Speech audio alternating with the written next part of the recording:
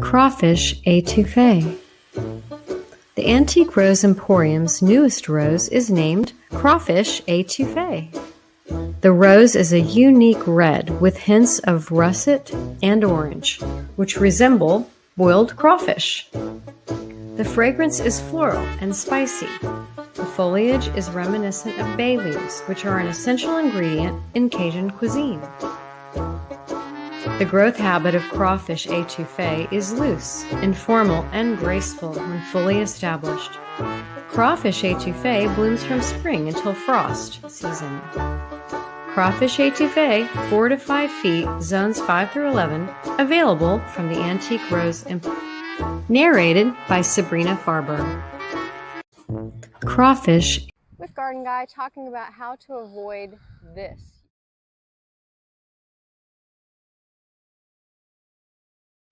You don't want in a mulch ring. This is the volcano mulch ring. Open that bag of mulch and show us how to avoid the mulch volcano. Technique, baby, technique. And if I'm an average homeowner, average girl, whatever, how do I know that I've got the mulch? What do you recommend? Well, you want to put at least a minimum of 2 inches down in your bed. 2 inches. Thank you for showing us how to do this. I think it's easier than most people think. I think it should look simple and clean, right? Absolutely. And avoid the volcano mulch with Garden Guy. Okay.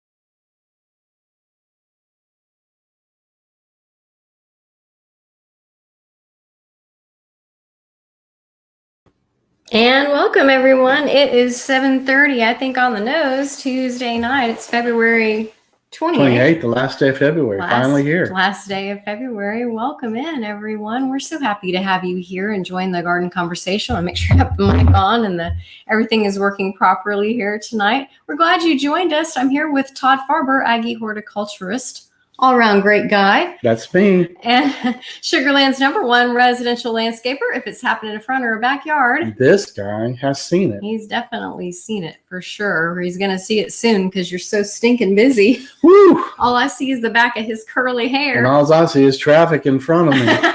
That's the truth, but that's a good thing. We are not complaining. We are very thankful to own this company and thankful to have all of the trust that y'all have in our company and in my husband and his knowledge of so many years. So welcome in tonight. We're here for y'all. We're here to answer your questions, whatever they may be.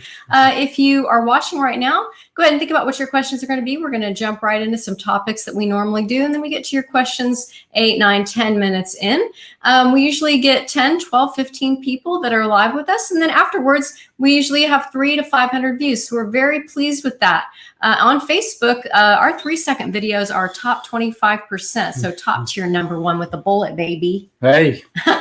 Okay. Yes. It's awesome. So welcome in. I see a few of y'all hopping on. So the first thing that we were going to talk about tonight, let me see my comments. Hi, Joni. Hey, Joni. Okay. We're going to wait for some more people to hop on, but hi, Joni. The first thing tonight, the question of the week, I thought would be something that got the most heat or the most interest. Todd we were at our country place near Round Top, and I was inside, and he was cutting potatoes. Purple ones. Yeah, I picked out some purple ones because I like the unique stuff. So he was cutting the purple potatoes, and then we got russets too, right? and they're to plant into the ground. So a lot of people, I shouldn't say a lot of people know this. I don't know how many people actually know how potatoes are planted. Correct. I did not know until recently, until he showed me. I did not garden as a child or even as a young person, so I didn't know. Got to point the eye to the sky. Yeah, you have to do that. But there's more to it than that. Okay, let's get technical now, right? Well, you have to, or they're not going to know. Yes, yeah. So I recorded him cutting potatoes, and we got some great questions. So we were going to talk about that tonight. I'm going to put this up so y'all can see it. So the process is you buy, they're called seed potatoes. Seed potatoes. And usually when you buy your seed potatoes, they have eyes on them already. Mm-hmm. For those that you don't know, or the eyes are where the plant comes from. Right. It's where the new growth starts. So most of y'all have had old potatoes in your pantries and you go to use them and all of a sudden you see all these things growing up. Those are the eyes of the potatoes. Right. Those are the eyes. And we had someone ask a great question. So I'm scrolling at the bottom that Todd was cutting our seed potatoes where the eyes were. If it has multiple eyes on your seed potatoes, you can cut them in halves or quarters and make more than one seed potato out of one. And that's what it says at the bottom. That's what I put. And so the second part of this whole seed potato discussion, this is vegetable garden discussion. Someone asked us, can you take the potatoes that you get from the grocery store and plant them? And I wasn't sure. Yes, you can. You can. However, I don't think it's a good practice. No, because usually when you're pulling them out of the pantry and they've gone to producing their eyes, they're probably not in very good shape anyway. Right. They're usually smushy. Or rotting. And rotting. And someone asked me, can you eat them? Well, I wouldn't eat them, but you can. They're not good for roasting at that point. I like to make mashed potatoes. I wouldn't make mashed potatoes with a potato that had a lot of eyes on it. Grocery store. Anyway, that's off topic. I wouldn't plant those, but I guess if you're desperate, you could plant them. So with the seed potatoes, usually people are planting varieties that they're familiar with, and potatoes that you get at the store, they don't know where they've come from. That's true. They don't know how they've been GMO'd or what you've planted. But when buying seed potatoes, they're certified within the bags. Mm-hmm. So you know exactly what you're planting, and then once you harvest them, that's what you know you're getting. That's true. Because I looked through the bin, and we bought ours at Tractor Supply. That's just where we bought them. I got some russets because I like those for baking and for mashing. It's kind of a bigger potato. They had I think a Klondike, which I'm a pretty good cook. That's more of a waxy potato. That's good too, but I didn't want that. I wanted that fluffier russet. So we got that. And then the second one I got, really, it's more for fun, but we've done it before. It's a purple potato. Mm-hmm. I don't remember the exact name, but I love the look of it. I mean, it's a purple potato. And what we do with them is I cut them up into fourths-ish because what do they come out about this big? Yeah, they're like not, fingerling. Yeah, they're not too big. They're about this big. Anyway, I quarter them, maybe more than that. And then we do olive oil and probably salt and pepper and garlic. And then you just roast those in the oven and then you eat them. Now, those purple potatoes are drier. Yeah. They're a little, but I still like them. And they have good antioxidant power in them. They do. Carotenoids, is that the word? Keratin? Yeah. Well, whatever. Someone will probably correct us. So bring it. Bring it. All right. Everybody's still hopping on. So just a little bit of reference to seed potatoes. A good seed potato may produce 5 to 7 pounds of potatoes. Ooh, that's a piece. So when planting your potatoes, give them plenty of room. And then for those that you don't know, potatoes that you don't know, your potatoes are ready when your top green leaf part of the potato falls over in the field or in your bucket. And we'll do some videos from our country place on Instagram. Usually I put them on the Instagram story and then they pop onto the Facebook story of and I'll post them on Facebook too. But Todd did a thing this year, and I should have done a picture for tonight, but whatever, 30-gallon plant buckets, and he filled them with dirt, and then we put potatoes in them, and we've seen that done where the potato has so much more room to grow down, right? Yes. I'm excited because I can't wait for like the moment when we can just pull the whole thing up and see how many potatoes are on the bottom. Right? Isn't that going to be a cool video? And for her, it's a lot easier to maintain weeds in a small little container than the rows in the garden. We have those too, but we're just doing it's just going to be a lot easier. The circumference of the 30-gallon plant pot, whatever, tree pot, it's going to be easier to pull the weeds out of than we used to do rows. I mean, we've done everything. We tried it all. So as you get older, you want less and less maintenance, so you figure out ways to do it better for you. I'm excited about it, and I'm excited. I like to grow our own food, and I like to harvest it, and I like the memories that we've made with the kids over the years. There's a lot of memories in that garden at our country property, even though the kids don't go as much, and some of them have moved away. Sadness. But anyway, the memories are there. So that's a moment. Sorry, guys. Okay, we have a few people hopping on while I get teary-eyed, which is ridiculous, but I am a girl. And I do have a lot of kids. All right, we're going to do one more segment, and then I'm going to get to y'all's questions. So go ahead and type in your questions if you have some tonight. And I'm going to do, what is wrong with this landscape? So here we go. This is a real doozy. Give me a second to get to it, guys. Here we go. We're going to go right here. And I'm going to show it to you right now. So it's actually showing the address. I didn't know it was going to do that, but that's just how it goes. All right. And I think this is a pending sale here in Sugarland. So, baby, what would you do with this? Ouch. Where do you start? We're not on screen right now. They can just see this. Sure. So what you're looking at is a 25 to 30-year-old landscape with the shrubs that have made it through the freezes, made it through the droughts. And y'all can comment, too, what you think they should do or this and that. But to me, as a landscape designer, they're tired, they're old, and whoever the new owners are would be better off to pull everything out and just start over with a new design. I think so, too. Look at this. And are these crepe myrtles salvageable or They've been cut so many times by the crepe myrtle process. If you look closer, you can see where they're all balled up. Let's see. Let's look here. Oh, yeah. That's because they're damaged, right? Yeah, they would have to be cut way back and then allowed to grow out and not trimmed again for a few years. Right. And then some aesthetic pruning. What do you do with these I call it a tight bed. I mean, you don't have much space between the driveway and the house. Right. So we call that being landlocked. And so you really have to know the spacing of your plants, the maturity, height and width. And then from that, you can pick the proper plants. What about this? I mean, if this is my house, I hate this. If you were talking to me, I would say get rid of every. So most people in this situation are going to remove that bottom layer of shrub, Sabrina. They're going to add some grass back into that area and shorten up the bed space because people nowadays want less and less maintenance. That's really where they don't have to care for that. So I wouldn't. That's what I would do. I would too. I'd want to get rid of most of that if that were me. But anyway, all right. So that's what's wrong with this landscape. I think it just needs a big overhaul. It's seen its better days. Big overhaul. All right, we're back with y'all. We're here on the screen. So let me see. Let me hop on now over and see if we have any comments. Hey, Mike. Oh, Mike's here. Sherry is here. Hi, Sherry.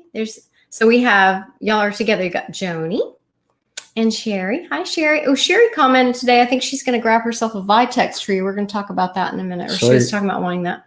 Hi, Mike. Mike, as you know, Mike is famous. Mr. Azamite, right? Yes, Mike's probably laughing right now. I can't hear you, but I bet you are. Oh, my goodness. So I think that soon I'm going to have Mike on the program. He will be our very first actual live guest. That will test my technical abilities of inviting a guest and having them on, but I think we'll be able to do it. So bear with us. Yeah, it's going to be great. I'm going to and then y'all can comment whether or not you like somebody else on the program. Oh, yeah, Joni, it needs updating, you think? I mean, I think with a landscape like that, it is so old that you just kind of, if you had the money, you kind of can't, what do you call it, Band-Aid it? They don't make a Band-Aid big enough for that. They don't make a Band-Aid big enough. No, I really don't think they do. Mike's laughing. I knew you were laughing, Mike. I knew you were. Mike said, oh, no. Wait. What? Huh? A question from Sherry. Oh, sure. Let me get the question. Do you see it? Okay. There it is. Sorry. See, he's my helper. Hi, Sherry. What kind of shade plants can I use for tier planting in the front beds? I have Ligularia. Oh, I love that plant. It freezes, but it's so hardy, it comes right back. It's a fan favorite. We love to use it. You might want to try using some hostas, the different variety of hostas grown for their leaves, but they do bloom, but the bloom is insignificant.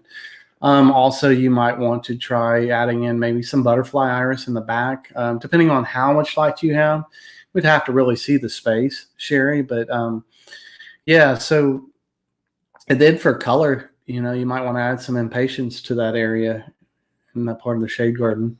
I'm looking at her. Look at me. I just like looking at her. She's beautiful, right? Thank you. I don't know anything about what she should plant. I would call you. And then there's other type of ferns too. One of my favorite smaller ferns is the autumn fern.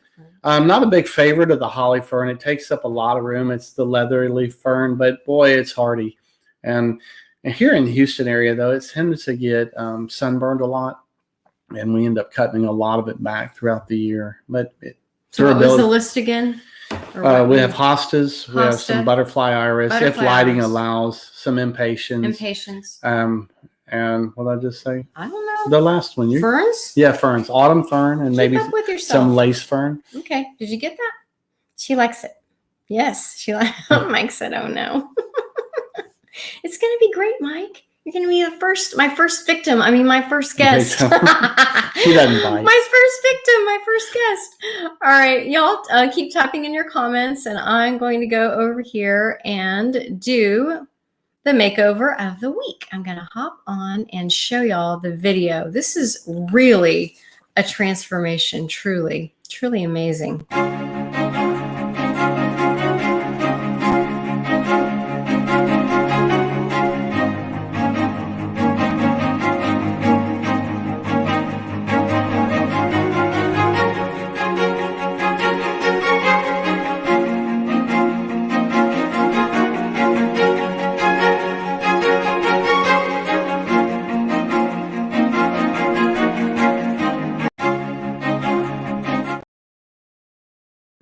Okay, we're back. That was in First Colony, Sugarland. No, that was actually Greatwood. I know nothing. It was in Greatwood, Sugarland. It wasn't Sugarland. Sugarland, but in Greatwood. It was in Greatwood, Sugarland is what I meant to say. Anyway, I'll say the only thing I know about this lady, she is really nice, and she has a rescue service. Is that what it's called? I think so, yeah. I started to say border collies, but that's not right. Cocker Spaniels. Anyway, she does a rescue for them, and we gave a little money and a gift certificate to them to help her cause. So absolutely. That's really neat what she's doing. Anyway, go ahead about her yard. So anyway, this was an interesting call. I got over to her house, and I'm not going to go through the whole thing, but she was really attached to these old tired plants, and I had a hard time breaking her of the fact that she doesn't need them anymore. And unless they really had some sentimental value, which none of them did, that we would go ahead and just keep the two sago palms, trim them up, and then take everything else out and reconfigure her contours, reuse her existing stone, and then bring in some plants that were a lot less maintenance for her. And as you can see, the overall appearance, the makeover was immediate. It was dramatic. And she couldn't believe how... Y'all can comment. I'm going to keep talking, baby. How it could change. And she was home all day.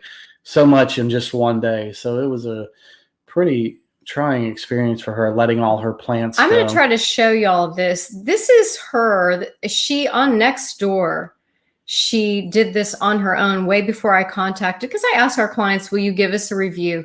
Well, this lady knocked it out of the park, and I had nothing to do with this. She put this up before I contacted her. She took all these pictures herself while it was going on.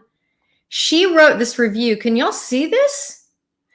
It is huge. And I told her, I said, wow, maybe we should hire you as our marketing consultant. But anyway, this is her set of pictures. I'm sharing this with you guys. Hopefully you can see it.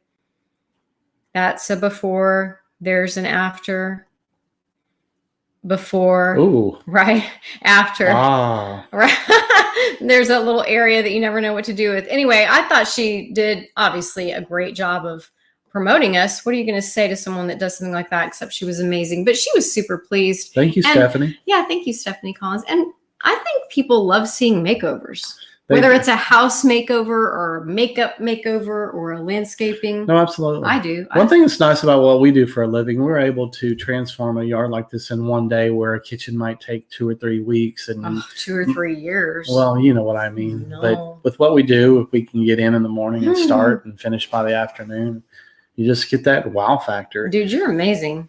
And then on top of that, done in a day. And then on top of that, you get the growth process of the plants as they mature. So not only does it look great right when it goes in, it looks great 6 months later, 1 year later. Hey, because we picked the right plants. You mean it grows better with time? Yes, that is it, honey. Oh my gosh.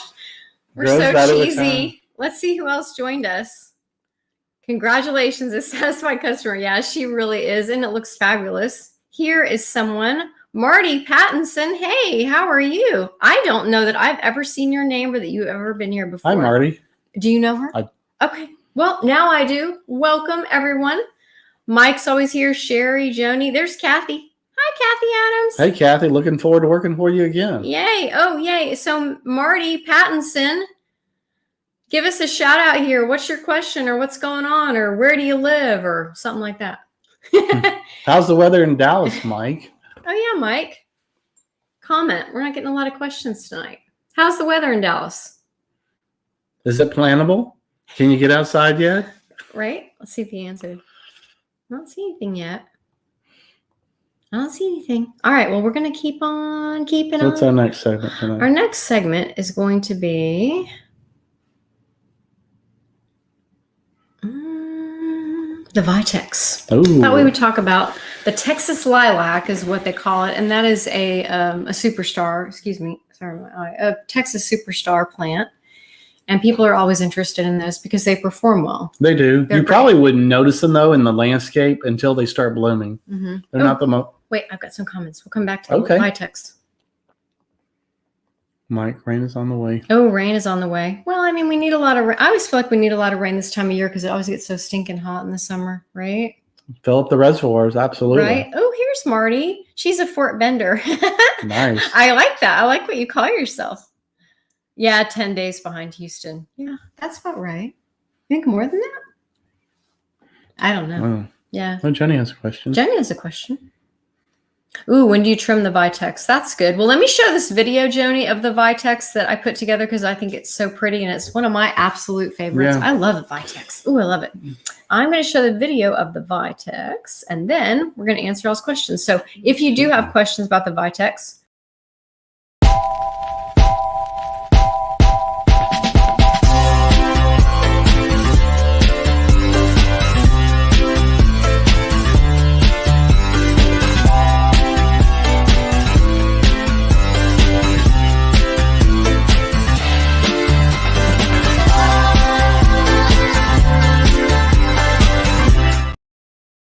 and we're back. It's just 20 seconds. So questions about the Vitex, y'all can start typing those in right now or any other landscaping or gardening questions you have. This is Todd Farber, Aggie horticulturist, all-around good guy, and Sugar Land's #1 residential landscaper. Thanks for joining us tonight. When this is over, would you do us a favor? Would you share our video? That helps us out so very much. Anyway, the Vitex. Why don't you talk about that, baby? So, Johnny, I'm going to answer your question first. When would you trim up the Vitex? I would trim it in January or February while the plant's still dormant. They're just now starting to come back out.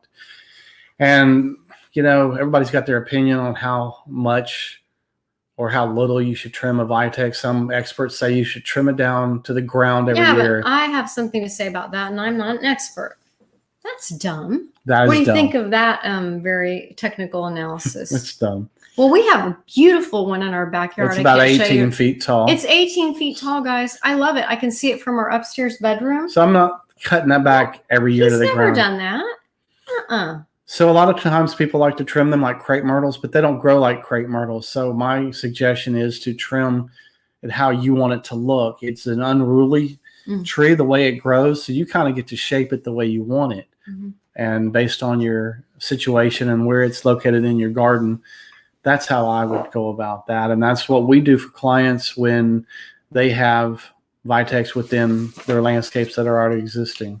And it's heat, drought, and pest tolerant. The deer don't like it either.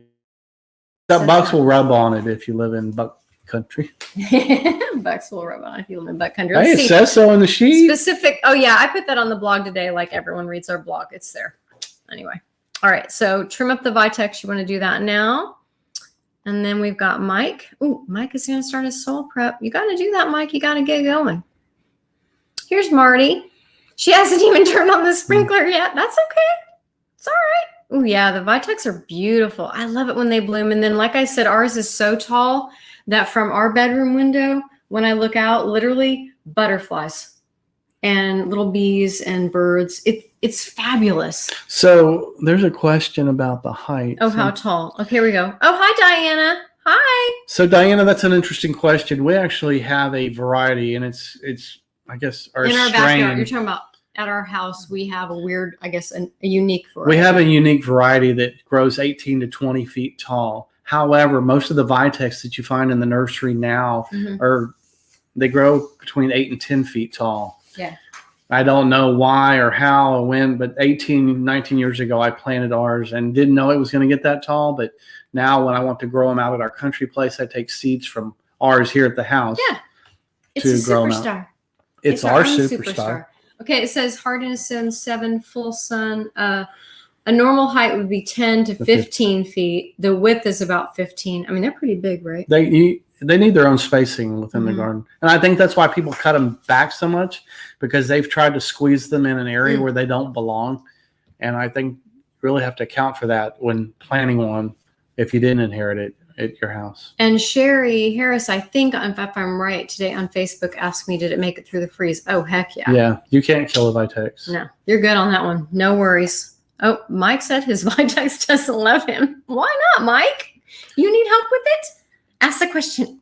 I think they need more neglect from a homeowner than care. Yeah. They don't need to be babied. Marty said that her daughter's in DFW and the Vitex is huge. Yes, ours is massive. I'll get a picture of it, our personal one, when it blooms.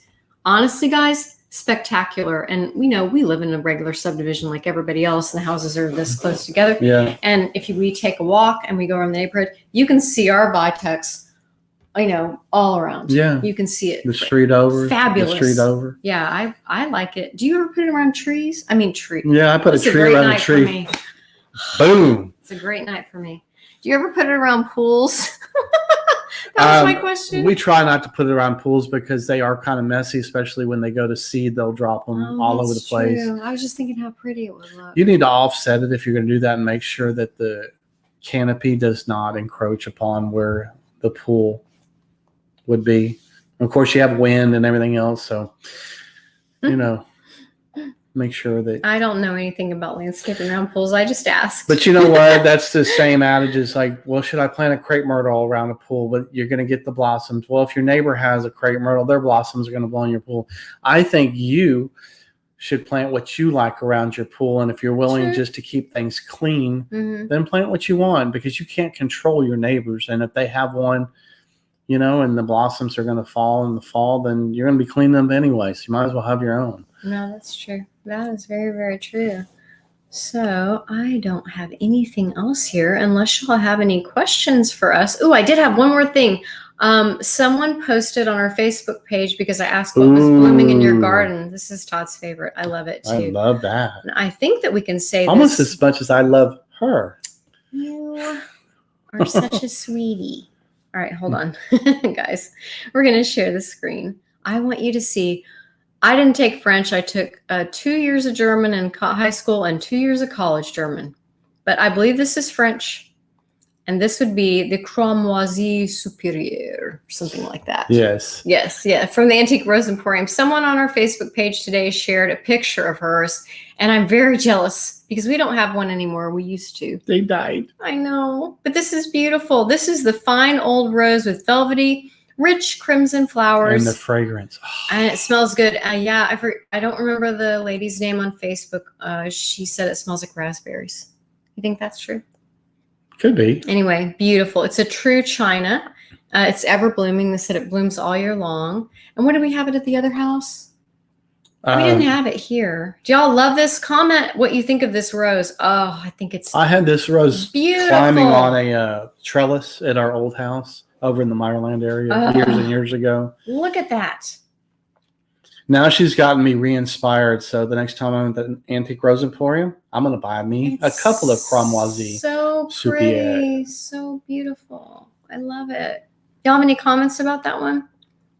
Oh, let me take this. Hang on, guys. I'm coming to comments. Give me 1 second. Thank you for waiting. Fantastic. Yeah. Isn't it beautiful? Okay, we're going to hop on over to a question, but that was from the Antique Rose Emporium. And you know what I was going to say? It looks like to me that Jackson and Perkins is now carrying. Oh, yeah, they are. They reached out to us. They did reach out to us. And look, we're not sponsored by anybody, but I'm just trying to give you a heads up. But we want to be. Just kidding. No, if you get on Jackson and Perkins' site, they're selling some old roses now too. So you might want to give them a chance. I've never ordered from them, but they're easily. So Jackson Perkins is selling bare root. Yeah. So, which means you get them in a milk carton. Mm-hmm. So you can try it, guys, if you want. I mean, if you don't want to drive up to the Antique Rose Emporium, or if they're out of stock, I did notice that Jackson and Perkins is selling them. So there you go. Try that. Okay, Marty has a question for us. Thank you, Marty. What do you recommend to clean the mold off the crepe myrtle? Okay, so the sooty. Lichen? Oh. No, she's talking about the black sooty mold, which is caused by either aphids or scale. It's the excretion, the honeydew, and the sooty mold is what happens second. Most of your crepe myrtle varieties will shed their bark, and you're just going to have to wait for it to exfoliate themselves like women do their skin. There's no way to really get it off. I mean, you could pressure wash it and you can try, but if it's throughout the whole tree, just let nature take its course. But you have to make sure you get rid of the insect problem first, or you're going to continue to have this repetitive process of the sooty mold being a problem within. So first you need to treat the aphids. Yeah, or scale. Or scale. How do you do that? With an insecticide or a safer soap or whatever you might want to use. Yeah, we don't have a particular brand. So Marty, if you want to go offline with me on that on Facebook and ask me more specifically, we'll do a little more research on, I don't know, some brand that you can grab. Absolutely. I guess to spray the whole crepe myrtle. Yeah, or you might want to do a systemic, which is take it up through the root system and through the bark and through the leaves if it's active. But you need to control or get rid of the insects first, and then that will be the end of what is the progressive constant problem of the sooty mold. And then the next cycle, once the crepe myrtle exfoliates its bark, that's pretty much all gone. And if you've handled the insect problem, then you'll be mold free. Okay, so aphids are the problem. Or scale. It's one or the other. Okay. All right. So that's that, Marty. If you want to send me a picture later, if you want to know more, then we'll try to help you offline. We do the best we can live. What? Hunter Farber? Who's that? I think I might know him. Well, since everybody's still watching, this is our son, Hunter Farber, who's serving the United States military on y'all's behalf. Thank him for his service. Y'all can type that in your comments. This is our son. He is an EM2 in the United States Coast Guard. Yes. And he's serving in, I started to say Norfolk, but that's not Yorktown, right. Yorktown, Virginia. He started in, to his Kodiak, mother's, Alaska. Which almost killed me, his mother, Kodiak, Alaska. Thank you. They couldn't have put him anywhere like Freeport, Texas, or Louisiana. He thought he'd be cute on his questionnaire. Where would you like to serve? It was cute when he called me from boot camp, and he had like 2 seconds to tell me something. And I said, "Well, where are you going to be? Where are you going to be?" Kodiak. I was like, "Kodiak? Where's that?" And then I was like, "Oh my God, it's Alaska." So anyway. It's better now. He's closer. I mean, Yorktown, Virginia is easier to get to, but Kodiak's beautiful. Anyway, we love him. We miss him very much. And Hunter, Alaska was very fun. And Alaska is beautiful. Kathy Adams is sweet. She said, "Thank you for your service, Hunter." Yay. Johnny said so as well. Yay. Joni said, "Thank you for your service." Yay. Yes, we appreciate you. Sherry said, "Thank you, Hunter." Yay. Sherry has another question. Sherry has a question. Hunter, I'm glad you're here. I love you, honey. Sherry says, "Last year, I had a problem with something killing my blooms on the hibiscus." You tried. You sound like me. If I would have to guess, you probably had whiteflies. Don't look at me. I don't know what she had. Well, I just like looking at you. You probably had whiteflies, which feed on the new blossoms that are coming out, and they just tend to fall off, and you wonder as a homeowner why my hibiscus doesn't bloom. Yay. Look, it's Luis. Hey. Not Lewis. What's up, bud? Coast Guard guys are awesome. Yeah, they are.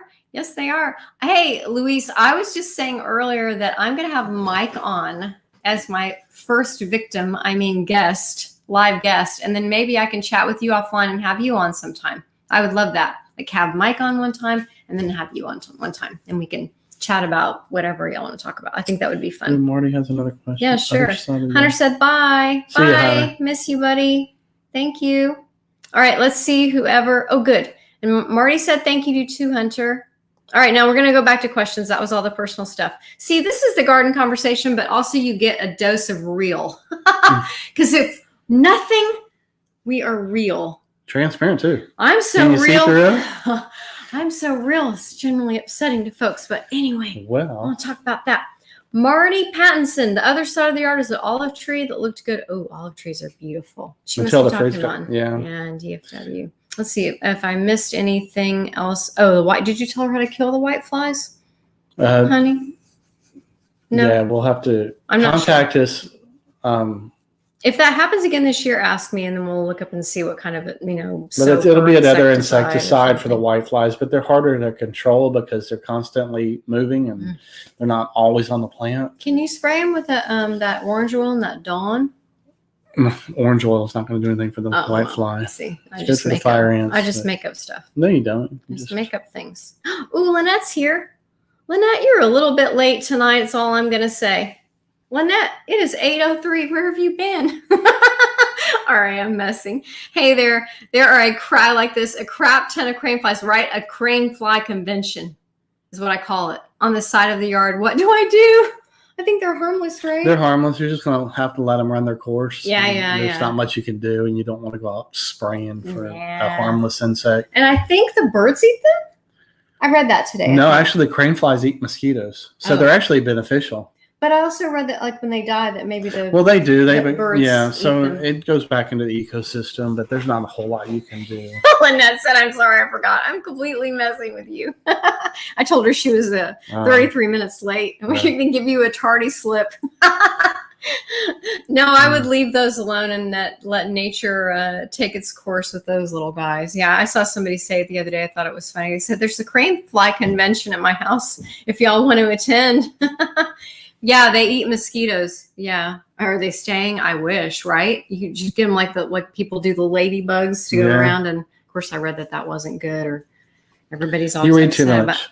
Okay. All right. Maybe you don't read enough. Maybe that's true too. Could be that. Luis said, I'm down for anything and would be happy. Yay. That would be sweet. So we'll do Mike one day, and then we'll do Luis one day, and it'll be fun. We'll have guests. Ooh, we're getting more and more people instead of less people joining us tonight. I know, right? So that's interesting. So I see a bunch of y'all in here. If you have any garden questions for the Garden Guy, this is Todd Farber, Aggie Horticulturist. Hey, when this is over, would you share our video? Please share. Appreciate it so much. Please, right? Please, right? Let's see if I'm going to get any more questions. I don't see any more questions, and I don't really have anything else for y'all tonight. I was going to ask y'all one thing that I thought, better take Lewis's comment off of here because he's just going to be, hold on. Right. And Luis, I always say, go back to Lewis. I do that every time. Luis sells a wonderful product called Heirloom Soils. So I want to talk about that. And y'all can go to their website. I'm pretty sure it's just heirloomsoils.com. And then Mike Fodge is famous for azomite, and that's texasazomite.com. Ooh, Marty. Oh, she needs to know how to treat mole in the crepe myrtle because of the ladybugs. I'm not sure what that means. Oh, so... Oh, you don't want to kill the ladybugs. Right. Oh, yeah. Well, have you released them, or you just see them, Marty? I mean, there's going to be... If there's just a few here and there, they'll just have to move along. Yeah, there's going to be a give and take, but, not having the unsightliness on your crepe myrtle. Yeah. Go with me offline, Marty, about that, and we'll see what Todd and I can figure out for you about that. So here's a little, I'm going to leave a couple minutes for y'all to type in the comments. I thought this would just be a simple and fun question. What do you prefer, coffee or tea? I bet y'all can type that in the comments. I'll tell you what I prefer. Oh, I already know. I've been with you forever. Oh. More than half my life. Coffee. I know, me too. But I will drink a good tea. Oh my gosh, you drink it unsweetened. That's disgusting. Coffee is the only thing. But if y'all drink tea, type it in the comments. That's sweet or unsweet? No. Okay, that is the question I want y'all to answer. That's a good question. Go. All right, there are a bunch of y'all in here, and I see you. You type in the comments if you like your tea sweet or unsweetened. Go. Okay, people put tea. I know you're going to win, but. Okay, Marty likes tea. Mike likes tea. I haven't met you, Mike, but I could have sworn you were a coffee guy. I'm sweet. Thank you, Mike. Unbelievable. Okay, then you and Todd can go to lunch. I'm going to lunch with whoever wants sweet tea. Marty and I are going to lunch. Let's go. Right? Coffee. Okay, my favorite coffee, Luis, and I've drank the fancy, the star, all of them. And honestly, for the price and the quantity that we drink, and I buy it in bulk, and I like that it's family owned, Luis, I buy Community Coffee, and that's the one I like. It's a giant bag, and it's called Special Cafe. We love it. I love it. I know it's probably not as fancy as maybe you think I would like, but I like it because it's pre-ground, because I've done the grinding and I've done all that stuff. Coffee snob. I really, really like Community Coffee. And today we did they have a new one called Dark and Bold. And that one is not as burnt tasting as a Starbucks French roast, but is similar. Anyway, I like Community, and it's still family owned from Louisiana. So that's my go-to.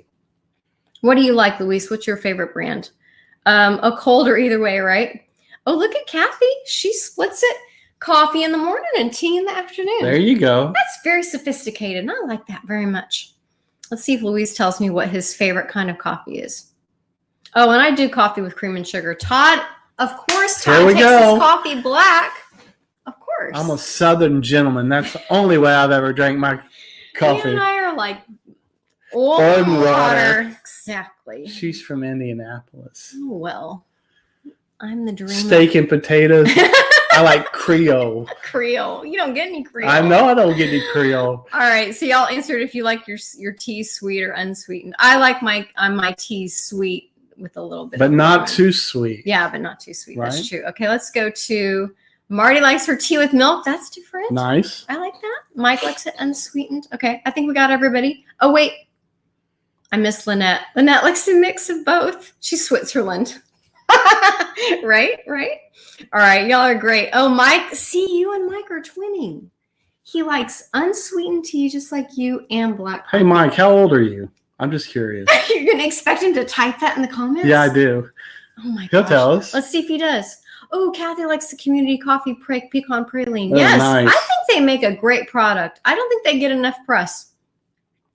Oh, born in Colombia at Starbucks. And you do this to me. I can't say that. I didn't take any Spanish. Nariño. His favorite. Nariño. Black coffee, no sugar, bold, full body. I get you. I like a strong cup. So nice, I would probably love that as well. Honestly, I would love that. I think I really would. All right. Anybody else got anything to comment? If not, I guess that's the end for tonight. And we made it to 43 minutes. And actually, there's more people watching now than when we started. So this is the garden conversation, and you get you a little dose of real of Todd Farber, Aggie horticulturist, and my love. Hey. Hey, thanks for joining us this evening. It means a lot to Sabrina and I that y'all join us every week. We have a lot of fun doing this. Yeah. And I get to talk about what I love to do, and that's landscape for you guys. And you're getting to be such a superstar on camera. Hey, I've come a long way since that first episode where you had sunglasses on me. Anyway, if y'all would share this video afterwards, we would greatly appreciate it. This is Todd Farber, Aggie horticulturist, owner of Garden Guy, and I'm his wife. Proud to be. So we'll see y'all here next week. It will be March something. I don't know what the date will be, but we'll be here at 7:30 Central. Y'all come and see us. Good night. Thank you. Bye. Good night.